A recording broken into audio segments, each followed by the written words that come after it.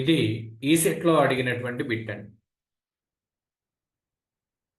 4x² plus 5x plus 8 by x² plus 5 into x plus 2 equal to ax plus b by x² plus 5 x² plus 5 plus c by x plus 2 then b plus c equal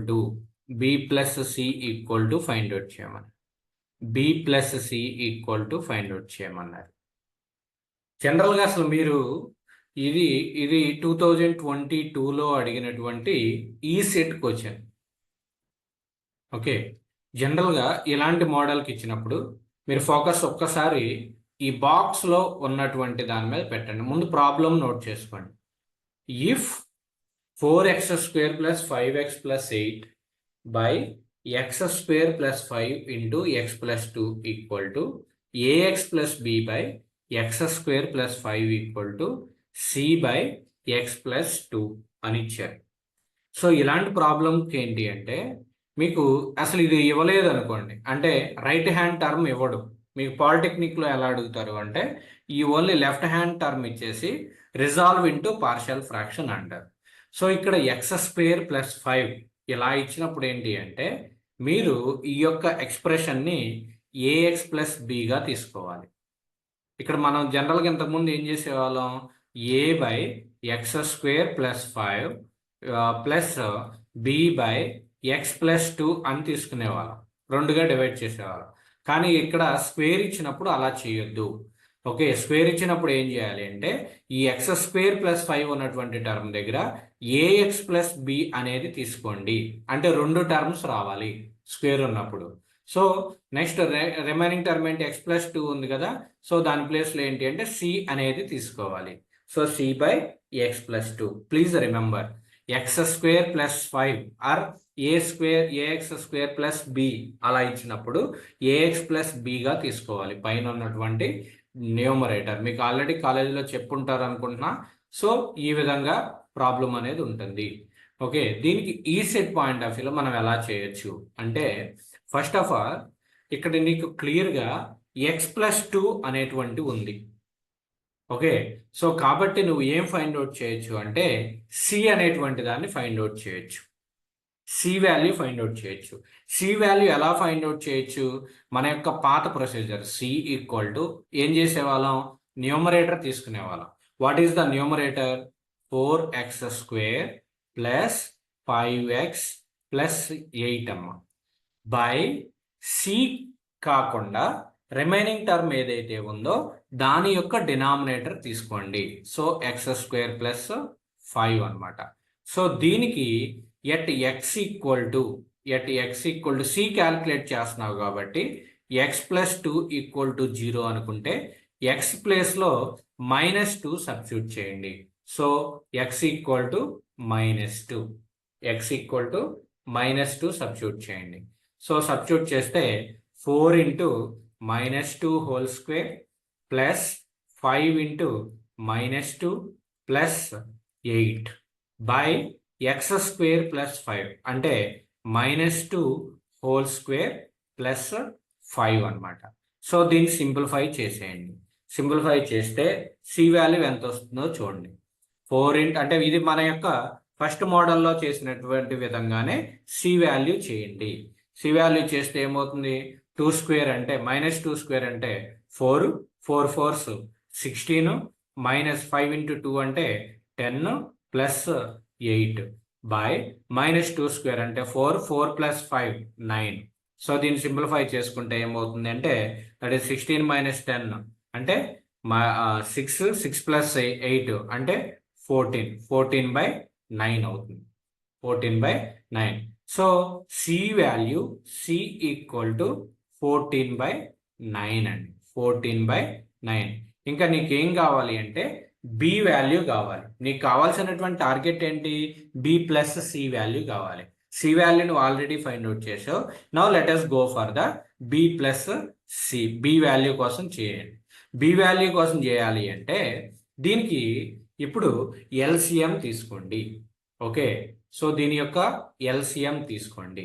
so LCM తీసుకుంటే ఏమవుతుందంటే ఇక్కడ చూడండి, LCM తీసుకుంటే ఆ ఎక్స్ప్రెషనే 4x² by 4x² plus 5x plus 8 by x² plus 5 into x plus 2 అనమాట.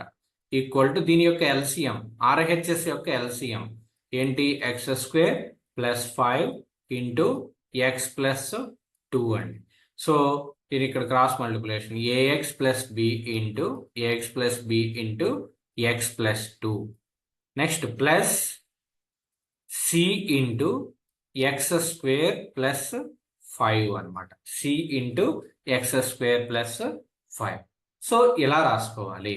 So ఇలా రాసిన తర్వాత మనం ఇందాక చేసాం కదా అదే ప్రొసీజర్, అంటే ఇందాక ఏం చేసాం, న్యూమరేటర్లో LHSలో ఉన్నటువంటి న్యూమరేటర్ని RHSలో ఉన్నటువంటి న్యూమరేటర్ని ఈక్వల్ చేయండి. సో ఏమవుతుంది, 4x² plus 5x plus 5x plus 8, ఇది LHSలో ఉన్నటువంటి న్యూమరేటర్. RHSలో ఉన్నటువంటి numerator ax plus b into x plus 2 plus c into x² plus 5 అనమాట. ఓకే, సో దీన్ని ఇంకా సింప్లిఫై చేసేసుకుంటారండి. 4x² ప్లస్ 5x ప్లస్ 8, LHSని ఏమి డిస్టర్బ్ చేయొద్దు. RHS ax plus b into x plus 2, దీన్ని మల్టిప్లై చేయండి. axని xతో మల్టిప్లై చేస్తే ఏమవుతుంది, ax² ప్లస్ axని 2తో మల్టిప్లై చేస్తే ఏమవుతుంది, 2ax. Okay, so that is 2ax. Next bని xతో మల్టిప్లై చేస్తే bx ప్లస్ bని 2తో మల్టిప్లై చేస్తే 2b plus c into x² అంటే cx² ప్లస్ c ఇంటూ 5 అంటే 5c. ఇప్పుడు ఏం చేయాలి అంటే ఇది చూడండి, ఈ యొక్క ఫార్మ్, ఈక్వేషన్ ఫార్మ్ చూడండి, ax² plus bx plus c అనే ఫార్మేట్లో ఉంది. సో RHS సైడ్ ఉన్నటువంటి ఈక్వేషన్ని కూడా అదే ఫార్మేట్లోకి తీసుకురండి, ax² plus bx plus c. So ఇదే ఫార్మేట్లోకి తీసుకురావాలి అంటే, సో ఫస్ట్ ఏం చేస్తామంటే 4x² plus 5x plus 8 equal to ఇక్కడ చూడండి x² ఉన్నటువంటి టర్మ్స్ తీసుకోండి. x² కామన్ తీస్తే ax² లో ఉన్నది a ఉంది, నెక్స్ట్ cx² లో ఉన్నది c ఉంది. సో ఆ టర్మ్స్ అయిపోయాయి. నెక్స్ట్ x వేరియబుల్స్ చూడండి, 2ax ఉంది, bx ఉంది. కాబట్టి ఆ రెండిట్లో x కామన్ తీస్తే ఏమవుతుందంటే 2a ప్లస్ b అవుతుంది. నెక్స్ట్ కాన్స్టెంట్ టర్మ్స్ రాసుకోండి. కాన్స్టెంట్ టర్మ్స్ ఏమేమి ఉన్నాయి, 2b ఉంది, 5c ఉంది. సో 2b ప్లస్ 5c అనమాట.